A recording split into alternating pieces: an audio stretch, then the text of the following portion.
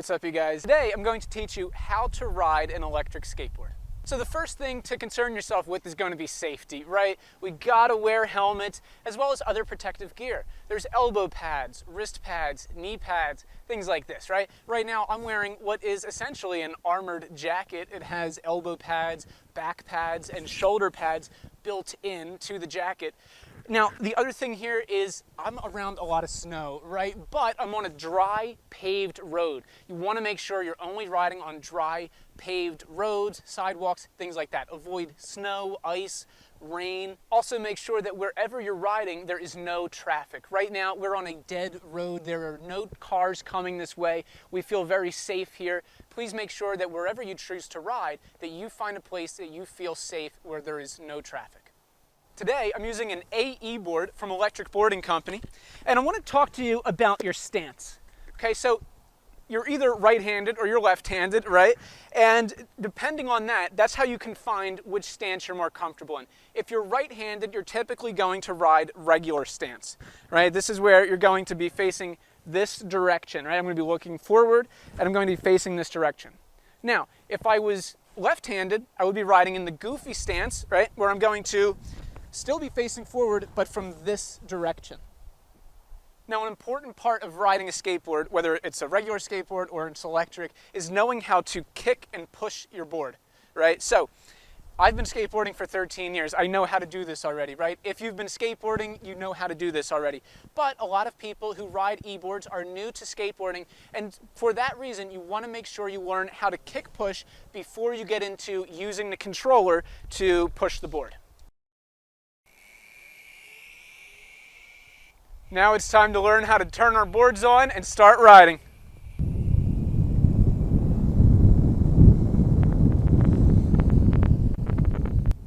Now it's also going to be important that before you start getting on the board, that you learn how your board works with the remote.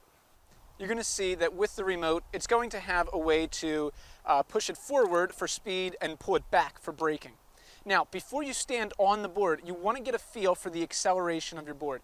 So just stand off of the board, use the remote to see how fast the board is going to accelerate and how fast it's going to brake. This will give you an idea of what it's going to be like riding the board. Now, every remote is going to have different speed modes. There's going to be a low speed mode, there's going to be a medium, there's going to be a high, sometimes even more, right? So you want to always start in the low speed mode.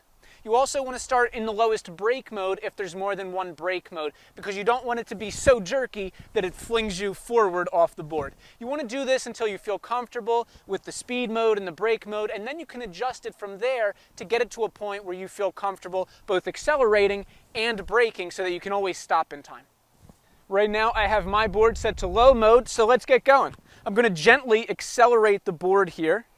And as you can see, I've got a nice smooth ride. You want to make sure that your knees are bent slightly. You don't want them to be locked, and you also don't want to be down here. You want to have slightly bent knees and just put a little bit of pressure on your front foot so that you're not leaning back, because you don't want to go flying out. But you also don't want to be leaning too far forward and end up flying off the front of the board.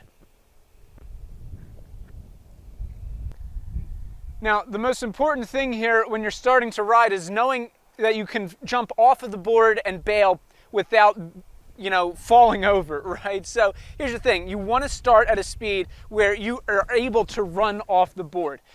I've seen it firsthand, where people are going too fast as beginners, and when they jump off of the board, they're not able to keep up with the running and they fall over, right? So you want to start at a speed where if you have to jump off, if you run into a pothole or whatever it may be, that you are going to be able to jump off and run it out, right? In addition to that, you also want to learn how to foot brake, right? Foot braking means that if you are riding and for whatever reason you suddenly can't brake, then you are able to slightly turn your foot forward and then put your back foot down in a way that, let me show you here, that allows you to brake, right? See, I'm dragging that foot. I'm not using the foot to stop me immediately, right? But I'm using it to drag me and slowly bring me to a stop. So once you master those lower levels, you're ready to start riding at some higher speeds when you feel comfortable. Just use your remote control to set yourself to those higher speeds. Keep in mind you will feel more acceleration. Once you get used to it and you get comfortable with it, that's when the fun really starts, when you can start to feel that torque. All boards are going to have different size motors, different amounts of power that you're going to feel. So with some boards, you will feel more acceleration than others. In this AE board, we have at least 500 watts of power in here, which I find to be a good amount of acceleration for a beginner. In fact, it's a great amount of power to have for a beginner. It's going to let you feel some acceleration without having too much getting started.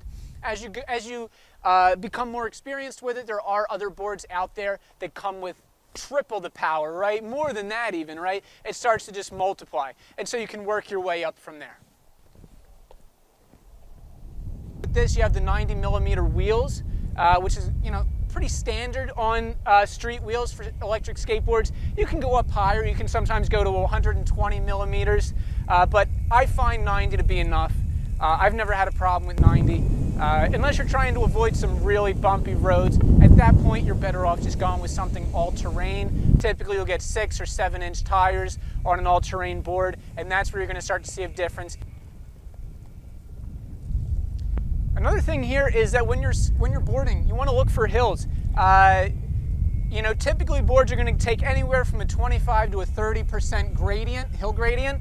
So depending on the size of the hill, how steep it is, you may get a little less speed in some, others you may not even notice it, right? It's going to come down to the hill gradient that is shown by the manufacturer. AE board, I believe, is 25 or 30% hill gradient, which is standard across most boards. It's very unlikely that you're going to find a board that can go higher unless it's a really powerful hill climbing board, right? Let's light this thing up. I'm going to put it into the highest mode here.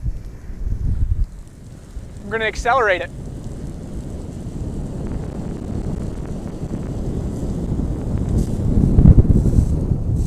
Again, you got to be really careful around ice, water, snow, all these kind of things.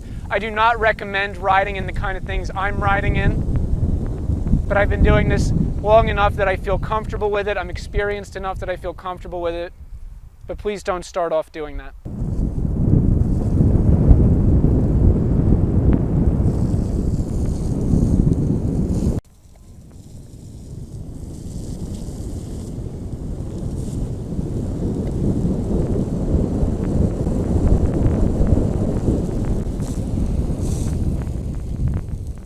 That's the other thing here. You always want to give yourself time to brake. As you can see, I'm braking well ahead of time from when I need to. You got to be aware of your surroundings, understand when you may need to brake. Just keep those kind of things in mind and just have fun with it.